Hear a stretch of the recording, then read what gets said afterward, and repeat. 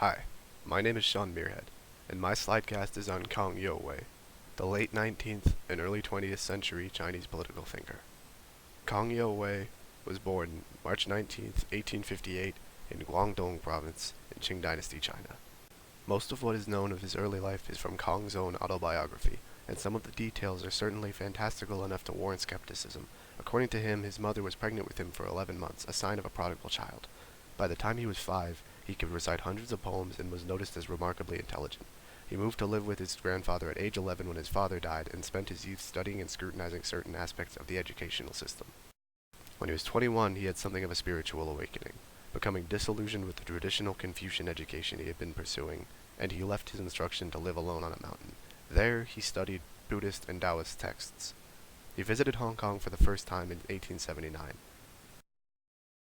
Having read about foreign lands, he saw for the first time what he referred to as the elegance of the Westerners' houses and the good order of the streets. This visit and his visit to Beijing gave him an interest in studying the foundations of Western learning. Kang believed specialized Western learning was crucial to China's future, but Western languages were too difficult to learn, so he believed learning them through Japanese translation was the best method. In 1883, he organized what is believed to be the first anti-foot binding society in China at the time. In 1884 and 1885, he was solely interested in his own practical studies, and wrote his first draft of the Da Tong Shu, then called the Universal Principles of Mankind. These were his first conceptions of the future and how to end the sufferings of mankind.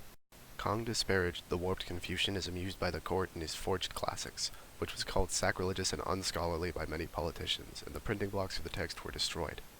He returned to Beijing, and throughout the 1890s he petitioned the throne several times to make large-scale reforms. He also declined an appointment to political office. The most notable period of power in Kang's life came in 1898, when he was close enough with the emperor that for a few months he was effectively the government legislator. Revolutionary activities in China were concerning the emperor's dowager, leading to the arrests of many, including Kang, though he managed to escape execution and flee to Japan. Sun Yat-sen was also in Japan at the time, and wanted to work with Kang, who refused to meet him as he was a committed reformer and not a revolutionary like Sun. He spent the following years moving from country to country, fearing assassination, and he finished the Datong Shu in India in 1902. He continued to support the concept of monarchical reform in China throughout the beginning of the 20th century. In 1908, when the emperor died, Kang accused Yuan Shikai, the general, several times in his writings of poisoning him. When Sun Yat-sen's Republic of China was declared in 1911, though Kang did not support it, he chose to focus on encouraging strong unification of China so that it would not be divided amongst imperial powers. When Kang's mother died in 1913, he returned to China for the first time since 1898. Yuan Shikai replaced Sun Yat-sen as leader of the new government and asked Kang 3 times to join the new government. Kang refused. In 1916, Kang outlined the 3 political positions he believed China should adopt: a hereditary but powerless president, a council of elder statesmen with actual powers, and a figurehead monarch. After Yuan Shikai's death in the same year, Kang had hopes for restoring political order by reinstating the Qing dynasty, though the plan failed and he was forced to declare sanctuary with the American legation for half a year. He returned to his home in Guangdong, where he died on March 31st, 1927. Kang Youwei can be described as a political and ethical philosopher, an aspiring politician, and a utopian thinker. The diversity of his works and interests is reflected in the different ways that he is described by recent Western and Eastern thinkers. He has been dubbed a reformist utopian thinker in the West, as a Confucian conservative reformist politician in China, and also as an ambitious combiner of Western and Eastern thought. Though he never made any technology in the typical physical sense of the word, he devoted most of his life to improving and creating new social and political technologies. For thousands of years, almost interrupted, Confucianism was central to the organization of Chinese society, especially in government.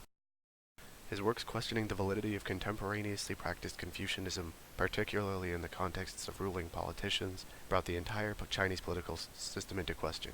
In Kang's time, questioning state Confucianism is effectively the same as questioning the state itself.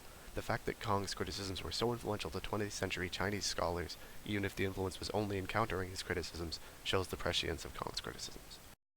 He didn't argue for the removal of Confucianism, but rather that the Confucianism that was being practiced was not true to Confucius' vision.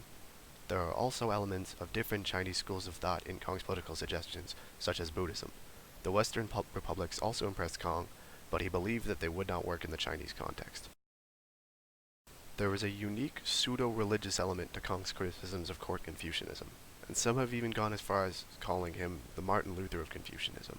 After Kang's awakening in his teenage years, He believed he was on a spiritual mission to save the world, so his criticisms of the political system and his political ambitions arguably cannot be wholly understood in secular terms. This spiritual element also helps to explain the incredibly utopian ambitions and tone of some of his works, most notably Datong Shu. Datong Shu outlines his plan for a global utopian society. Unlike many of his other works, Datong Shu is for the whole world rather than China alone, and is more focused on ethical philosophy than politics. In this text, he argued for universally valid rights of human beings, one of the most important in his mind being the right to autonomy. Autonomy, in his view, is central to achieving the great sameness that is at the core of his utopia. To Kong, the origins of problems for human beings were differences, so the way he believed all human problems were to be solved is through elimination of difference and creating a great sameness. These differences included national boundaries, class boundaries, sexual and family boundaries, boundaries of government, and boundaries of species. Datong Shu also included plans on how these differences were to be eliminated to create the utopia. For instance, Kong suggested the use of eugenics and selective breeding in order to homogenize all the people of the world into one race, and therefore eliminate differences of race. Though Kong was a moderate reformer, many of his plans were rather extreme, and they did not manage to come to fruition.